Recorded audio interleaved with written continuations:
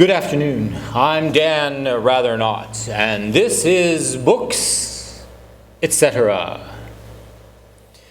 Today we are joined by Ernest Hans Gombrich, who is here to talk about the recently published revision of, in fact, the first book he ever wrote, published back in 1935. The book is entitled A Little History of the World.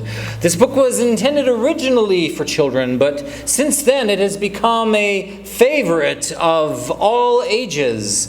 Mr. Gombrich has agreed to meet with us to discuss why he released a newer version of the book. Hello, Mr. Gombrich, and thank you for being with us today. It's my pleasure, and thank you so much for having me, young man. Yes, wow, wonderful. Well, before we get started, I know that we're here to talk about my book, but first let's talk about suckers. Oh. Would you like one? Cherry, oh, my favorite. Thank you. Thank you. Quite wonderful. Thank you very much. What are you doing? Put that in your mouth. It's polite to take what your elders have given you. No. Well, thank you, of course. Yes, I will enjoy this. So, Mr. Gombrich, we've brought you here to discuss your first book and the revised version of it. I understand that when your book was first published, it was only available in German, and yet now 20 languages more? 26. 26. That is truly remarkable, and it's been brought to my attention that in this revised version you have added another chapter. Would you care to tell us why?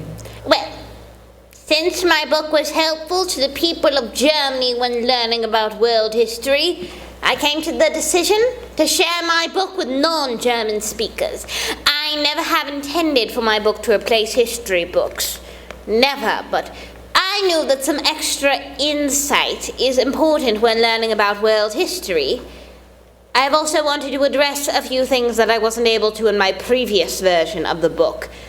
After all, I did write the book in only 6 weeks. Wow, 6 weeks, my goodness. I mean, but why? I'm sure that anyone, myself included, would want to spend much longer on a first book, of course. I was a poor art student. People have always been aware of the Great Depression that happened in your country, the United States of America. But there was a financial crisis happening in Europe as well. Those who found work finished it as quickly and as professionally as they could. They wanted to eat. They wanted to put food on the table, and I was no exception of this, which is why I wanted to revisit my book later on. Oh, that is very interesting. I was reading the revised version of your book, and I noticed in this added chapter that you mentioned a bias that you had. Would you mind sharing with us a little bit about this bias? Some details, perhaps? Was there a particular person who affected your opinion on these events? As I was growing up, it was in a time of war. The First World War. And being Austrian, I was raised around people who were angry at President Wilson of America. They believed that we, the Austrians, were oppressed, treated unfairly, and pushed aside in World War I. The words of my family and their friends influenced what I thought happened during World War I. And as I grew older, I didn't think to change my opinion. I was never given a reason to think differently. So, what formed this bias, though? Was a particular events around which these feelings crystallized? Well, yes. My bias was based off of the faulty information that was supplied to me by other people, that Wilson didn't keep his promises to the Germans and Austrians. We thought that he cheated us out of a promise that we thought he would keep. I was quite wrong.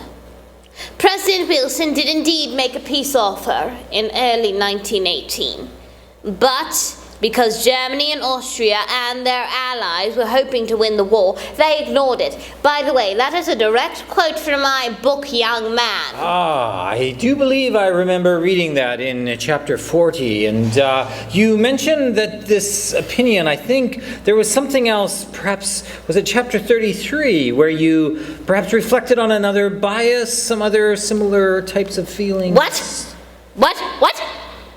No! You are mistaken. I simply said I made an error. Not all of my errors are bias. I see. I was not biased in my opinion there. Chapter 33 discusses the New Age, if I'm correct. Yeah, I do believe it does, yes. My error was simply that I thought human intelligence would heighten. I thought the massacring of thousands, due to religious reasons at that, was never to happen again. Something as horrendous as the Crusades would never happen again. I hope that everyone would feel that way. Yes, indeed we can hope for that together. Is there anything else you would like to say about this revised version of your book?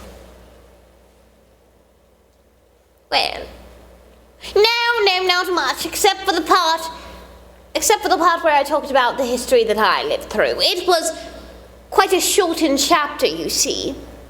There have been many innovations in my lifetime. We have excelled at many things. We have become a superior race. We have become wonderful.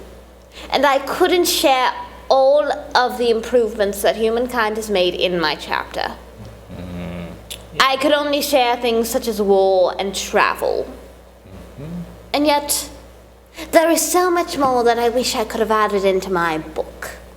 Yes, well, perhaps it's best we leave some things for our viewers to read for themselves. And as a whole new generation now discovers your work on the history of the world. Well, we can only hope.